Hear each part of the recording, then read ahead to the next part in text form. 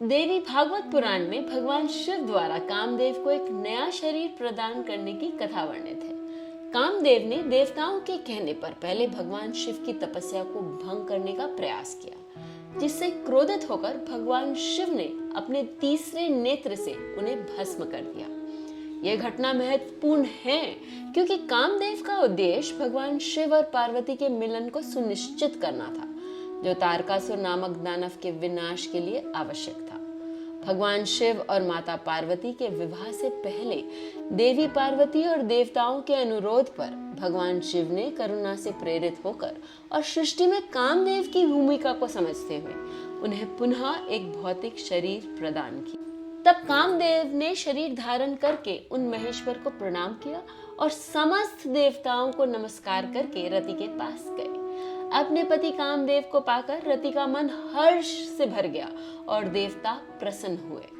बहुत ही सुहानी रात थी और रात्रि का चंद्रमा अपने शिखर पर था। देवताओं का वैभव बढ़ गया और वे अत्यधिक उत्सव मनाने लगे।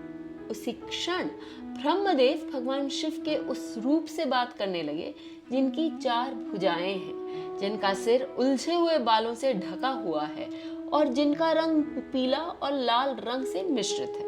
ब्रह्मा जी ने महादेव जी से कहा, शंभो, आपका यह श्रेष्ठ रूप देवता आदि के लिए दुर्लभ, योगियों के मन में उत्साह पैदा करने वाला तथा प्रेम को बढ़ाने वाला है।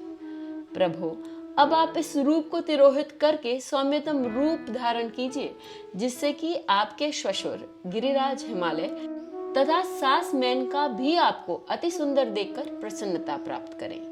महेश्वर, हिमालय आपको अपनी सर्वांग सुंदरी पुत्री गौरी का अर्पण करने वाले हैं, अतः जिस भी तरह से उनकी प्रसन्नता हो आप वैसा ही कीजिए।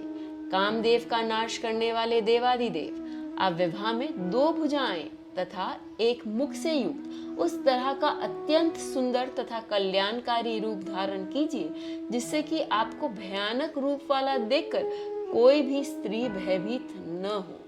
ब्रह्मा जी के ऐसे कहते ही उसी क्षण भगवान शिव 2 भुजाओं तथा 1 मुख से युक्त सौम्य रूप वाले हो गए।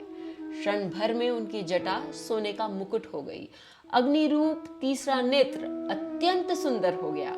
शरीर में लगा हुआ भस्म चंदन हो गया और शेष स्वर्ण का आभूषण हो गए। इसके बाद महेश्वर के पास आकर शुभ मुहूर्त में उन देवेश्वर को बैल की पीठ पर बैठाकर देवताओं, गंधर्वों और किन्नरों ने गिरिराज हिमालय के पुर को प्रस्थान करने के लिए मन में निश्चय किया।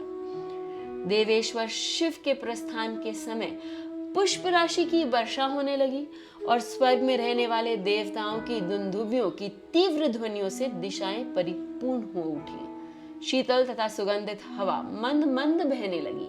पक्षी कलरव करने लगे और प्रथम गण भी अत्यंत हर्षित होकर मुख से सुंदर तथा अति तीव्र ध्वनि करने लगे।